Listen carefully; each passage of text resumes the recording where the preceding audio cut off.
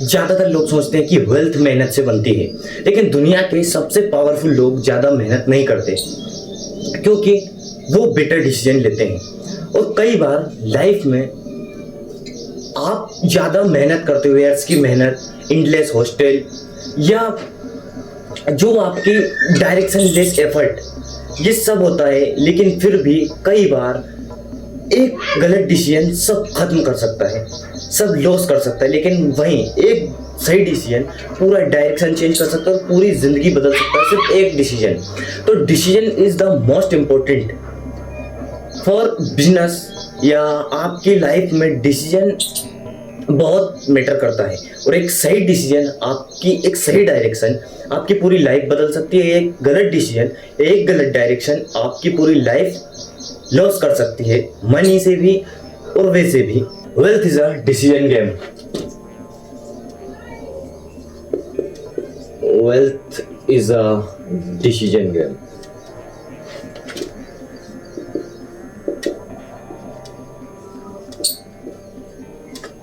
Wealth एक decision game है। अगर आप एक गलत डायरेक्शन में एक गलत डिसीजन ले लोगे तो वो आपकी पूरी वेल्थ को लॉस कर देगा, आपके मनी को लॉस कर देगा। अब देखो एक एग्जांपल, जैसे कि अगर आप कहीं जॉब करते हो, इनकम आपकी आती है, आपकी इनकम आती है, लेकिन आप उसे एक गलत डिसीजन से यानी उसे स्पेंड कर देते हो, यानी उसे खर्चे में निकाल देते हो, इन्वेस्टमेंट में नहीं डालते, तो ये एक डिसीजन आपको फ्यूचर में बहुत प्रॉब्लम देगा।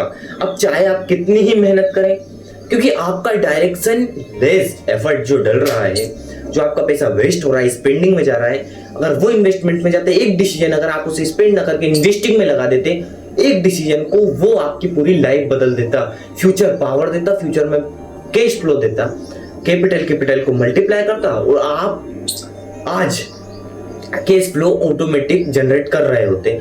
लेकिन ऐसा नहीं है। क्यों? क्योंकि आपके गलत डिसीजन ने, आपके डायरेक्शन लेस एफर्ट ने सारा सिस्टम बिगाड़ दिया। The invisible multiplier. Her decision equal नहीं होता, कुछ डिसीजंस फ्यूचर बदल देते हैं। जैसे अभी मैंने जो एग्जांपल दिया था इन्वेस्टमेंट का, कि अगर आप पैसे को वेस्ट ना करके, स्पेंडिंग में ना लगाकर, खर्च में ना लगाकर इन्वेस्टमेंट में डाल दो, तो जैसे ही इन्वेस्टमेंट में जाएगा, जैसे मान लो आपने एसेट्स में इन्वेस्टमेंट कर दिया, इंटेलेक्चुअल प्रॉपर्टी में इन्वेस्टमेंट कर दिया, रियल एस्टेट में इन्वेस्टमेंट कर दिया, अगर आपने इन जगहों पे इन्वेस्टमेंट कर दिया तो ये आपके एसेट्स हो गए।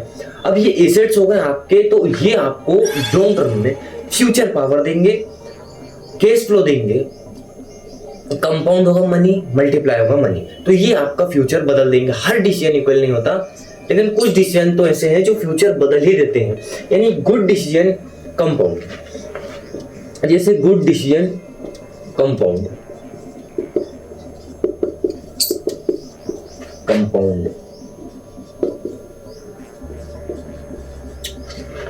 डिसीजन भी कंपाउंड होते हैं, जो फ्यूचर के साथ यानी टाइम के साथ और ज्यादा वैल्यूएबल बन जाते हैं। जैसे आपने एसेट में इन्वेस्टमेंट किया, वो तो वैसे भी बनना ही बनना है। क्यों? क्योंकि वो ऑटोमेटिक कैश फ्लो देगा। जब कैश फ्लो देगा तो मनी कंपाउंड होगा, मल्टीप्लाई होगा। Elite minds don't chase more efforts.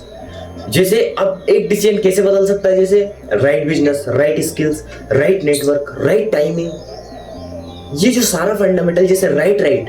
क्यों? क्योंकि decision, wealth is a decision game, ये एक डिसीजन गेम है। और गुड डिसीजन कंपाउंड, अगर आपका एक डिसीजन सही है, सही डायरेक्शन में है, तो वो बहुत सारे लेस एफर्ट्स को कवर कर सकता है। यानी राइट स्किल्स है, राइट बिजनेस है, राइट टाइमिंग है, राइट नेटवर्क है। Why most people start stuck? Most people reactive mode में जीते हैं। वे डिसीजन तो लेते हैं, लेकिन कब? इमोशंस में, फियर में, ग्रीड में, एकदम इमोशनली हो गए। तो इमोशनल डिसीजंस डिस्ट्रॉयड वेल्थ। यानी इमोशनल डिसीजन डिस्ट्रॉयड वेल्थ।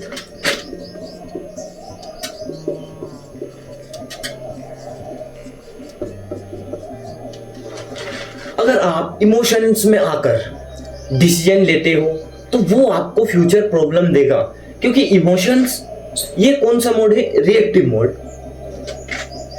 जब आप हर छोटी बात पर रिएक्ट कर देते हो, यानी इमोशंस होकर, भावनाओं में बहकर, तो जब भी आप इमोशंस होते हो, यानी जब भी आपके इमोशंस आते हैं, आप जब भी इमोशनल होते हो, आप कोई ना कोई लेस डिसीजन ले लेते हो, और वही आपको फ्यूचर में फिर प्रॉब्लम देता है। क्योंकि एक लेस डिसीजन आपको बिजनेस, मतलब आपके बिजनेस पर, आपकी स्किल्स पर, या कहीं भी आपको बहुत बड़ा एफर्ट क्रिएट कर सकता है। गलत डिसीजन, आपने गलत डिसीजन लिया है तो आपकी पूरी लाइफ बर्बाद कर सकता है।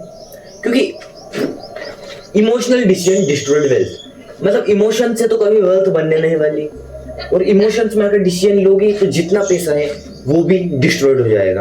और यही रीजन है, इनकम होने के बाद भी, अपॉर्चुनिटीज होने के बाद भी लोग फाइनेंशियली स्टक रह जाते हैं।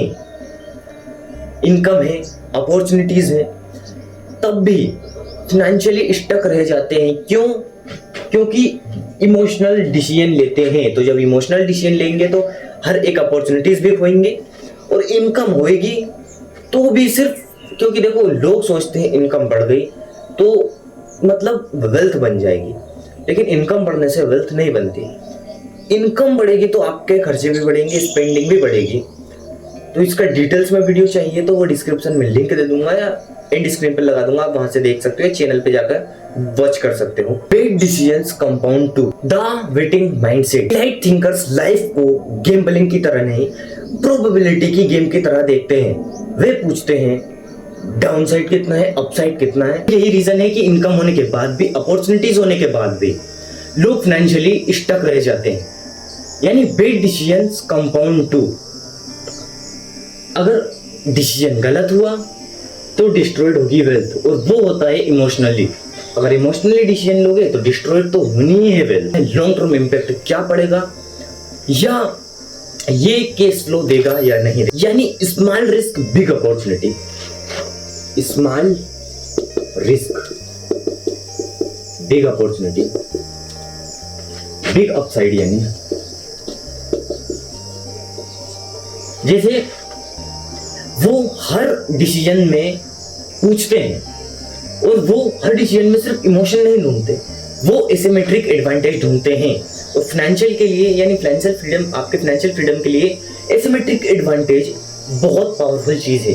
क्योंकि जो इमोशनली डिस्ट्रॉय कर देती है, मतलब कर देती है, वही, यानी जो एसिमेट्रिक एडवांटेज है वही फाइनेंशियल फ्रीडम को हाई लेवल पर, यानी अपसाइड देता है। तो स्मॉल रिस्क रहता है इसमें और बिग अपसाइड रहती है। क्योंकि स्मॉल रिस्क इसलिए रहता है क्योंकि इसमें इमोशंस नहीं है। जब इमोशंस नहीं है तो ना तो वेल्थ डिस्ट्रॉयड होने का ज्यादा चांस है, ना ज्यादा रिस्क है, यानी इसलिए small risk big upside. Wealth doesn't always win more the loss smaller and win bigger. Decision factor as modern distraction.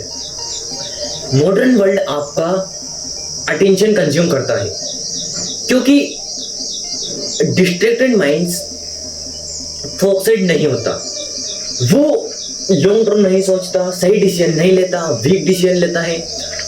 यानी वो कभी भी स्किल्स, बिजनेस, इन्वेस्टमेंट, इनके बारे में नहीं सोच सकता डीपली। और जितना क्लियर माइंडसेट रहेगा उतना फाइनेंशियल फ्रीडम के लिए, यानी एक अपॉर्चुनिटी टाइप का है कि जितना ज्यादा क्लियर माइंड रहेगा, माइंडसेट रहेगा, उतना ज्यादा आपको ये अपॉर्चुनिटी देगा, उतना ज्यादा बिगेस्ट अपसाइड देगा।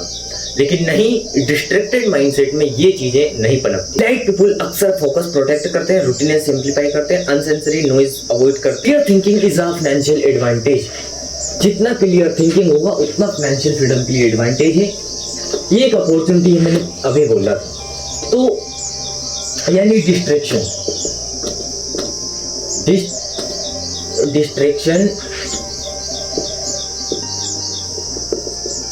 वीकनेस डिसीजन,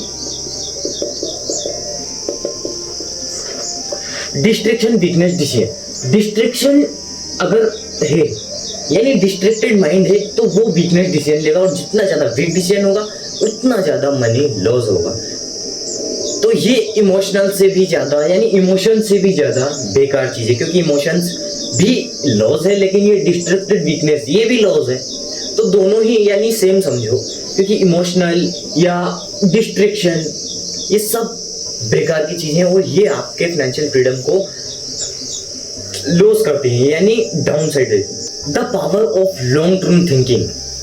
एक चीज आपको क्लियर करनी होगी कि अगर आपको अपना वेल्थ, अपना सिस्टम बनाना है, कैश फ्लो चाहिए, आपको एसेट्स बनाने हैं, एसेट्स बिल्ड करने हैं, बिजनेस बिल्ड करना है, स्किल्स बिल्ड करनी है, तो ये लॉन्ग टर्म का गेम है। यानी वेल्थ बनाना लॉन्ग टर्म का गेम है, ये कोई शॉर्ट टर्म गेम नहीं है जो कभी भी ईयरली बन जाए। ये लॉन्ग टर्म गेम है और हर एक डिसीजन बहुत ही सिंप्लीफाई या बहुत, यानी इसमें बहुत सारी चीजें फेस करनी पड़ती हैं। तो अगर आपको सिस्टम अपना वेल्थ क्रिएट करना है तो आपको लॉन्ग टर्म थिंकिंग रखना पड़ेगा। Most people instant rewards chase करते हैं, इलाइट माइंड्स कंपाउंडिंग चेस करते हैं। Short term pleasure vs long term power, यानी short term pleasure is long term power, vs long term power.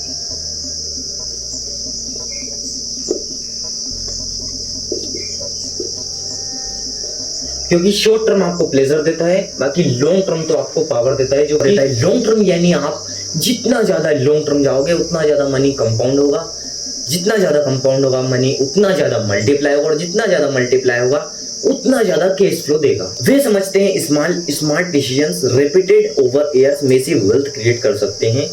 Example जैसे investing early, building audience, learning valuable skills, ownership, accumulations. The biggest opportunities often begin with individual decisions. The real decision multiplier. Decision multiplier सिर्फ money नहीं होता, thinking quality होती है। Same market, same audience और same internet, फिर भी outcomes अलग क्यों होते हैं? क्योंकि थिंकिंग का बहुत बड़ा फंडामेंटल होता है यहाँ पे, यानी बेटर डिसीजंस बेटर आउटकम्स, यानी बेटर डिसीजंस बराबर बेटर आउटकम्स, बेटर आउटकम्स।